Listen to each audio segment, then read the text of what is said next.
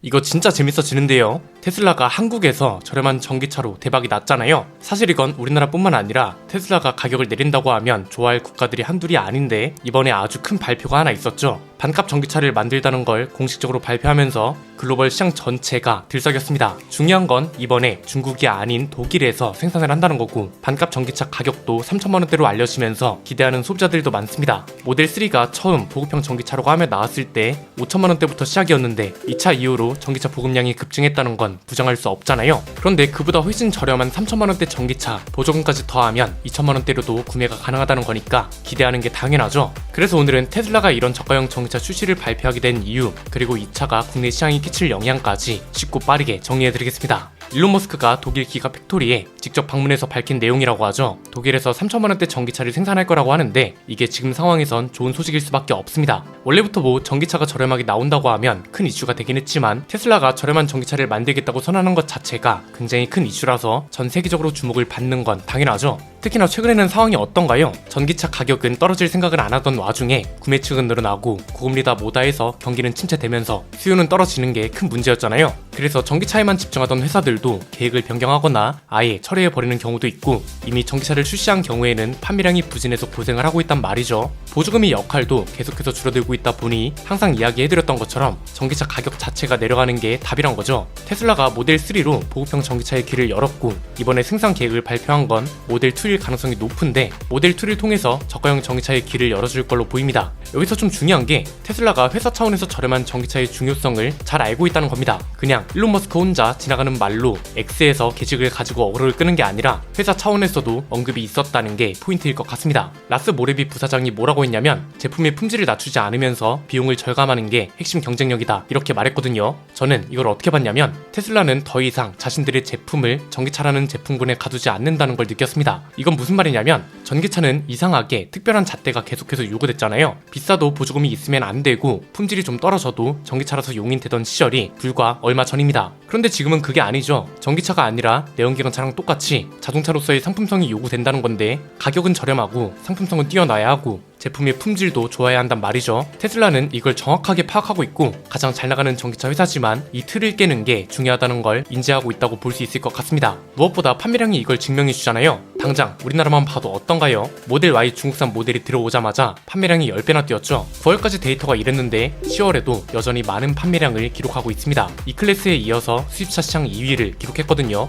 2814대를 팔았는데 이것도 단일 모델로만 기록한 겁니다. 지금 중국에서 생산된 모델 Y 후륜구동 모델만 국내에서 판매하고 있기 때문에 9월과 마찬가지로 단일 모델 하나로 수입차 판매량 2위를 기록했다는 거니까 저렴하고 좋으면 잘 팔린다는 걸 확실하게 증명하고 있다는 거죠. 국산차 판매량하고 비교하면 체감이 더 쉽습니다. 전기차 수요가 계속해서 떨어지고 있어서 자체 판매량이 떨어지긴 했어도 국산 전기차보다도 판매량이 많습니다. 모델 Y가 2800대 넘게 팔릴 동안 아이오닉 5는 1471대, 아이오닉 6는 472대, 기아 EV6는 1564대, EV9는 833대가 팔렸거든요. 두 달 만에 누적 판매량 7020대를 기록했고 수입차가 이런 기록을 했다는 건 굉장히 의미있는 데이터입니다. 그리고 글로벌 시장 기준으로 봐도 테슬라한테 변화가 필요하다는 건 너무 당연한 흐름이라고 할 수 있습니다. 얼마 전까지는 비교적 비싼 가격으로 판매량 대비 높은 수익성을 추구했다면 이제는 박리 다매를 통한 점유율 상승을 노리면서 이에 따른 수익률 감소에도 대비를 해야 하는 상황이란 거죠. 작년 3분기까지만 해도 테슬라의 영업이익률은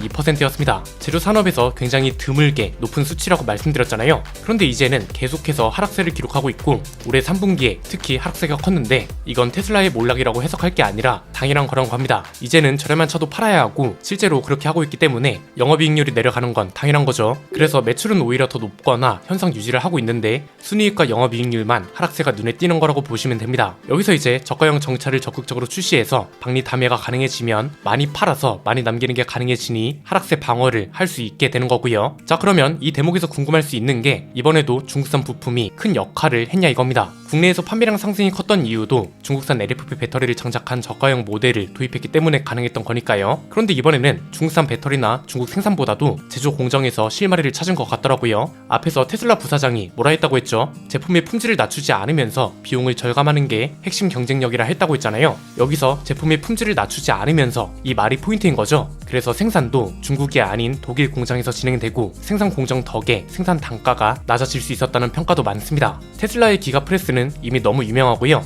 요즘에는 또 전기차 차체 하부를 일체형으로 만드는 기술을 핵심으로 보고 있습니다. 생산 속도는 높이면서 생산 비용은 크게 절감할 수 있는 획기적인 공정이라는 평가가 있는 기술인데요. 이게 지금 중요할 수밖에 없는 이유가 제품 가격을 낮추려면 당연히 생산 단가를 낮춰야 합니다. 이걸 다른 브랜드들은 돌파구를 마땅히 찾지 못해서 포드는 전기차 생산 설비에 $120, 우리 돈으로 15조 7,200억 원이나 되는 돈을 투자하기로 했었는데 계획 자체를 보류해버렸고요. GM은 이코녹스 EV, 실버라도 EV, 시에라 EV 같은 핵심 전기차의 생산 일정을 미루고 2024년 상반기까지 전기차 50만 대를 생산하겠다는 목표를 포기했습니다. 테슬라도 수요 부진에서 자유롭지 못하던 상황에 돌파구로 테슬라만의 생산 공장과 이를 이용한 저가형 전기차 도입으로 꾀하고 있다고 봐야죠. 그리고 독일에서 생산하는 게 유리할 수밖에 없는 게 미국에 이어 유럽도 중국산 전기차를 제재하려 하고 있습니다. 대표적인 게 중국산 전기차가 받아가고 있는 보조금 혜택에 대해서 조사한다고 선언한 거죠. 중국의 불공정한 보조금이라는 표현까지 쓰면서 시장 가격에 혼란을 주기 때문에 조사를 하겠다고 했습니다.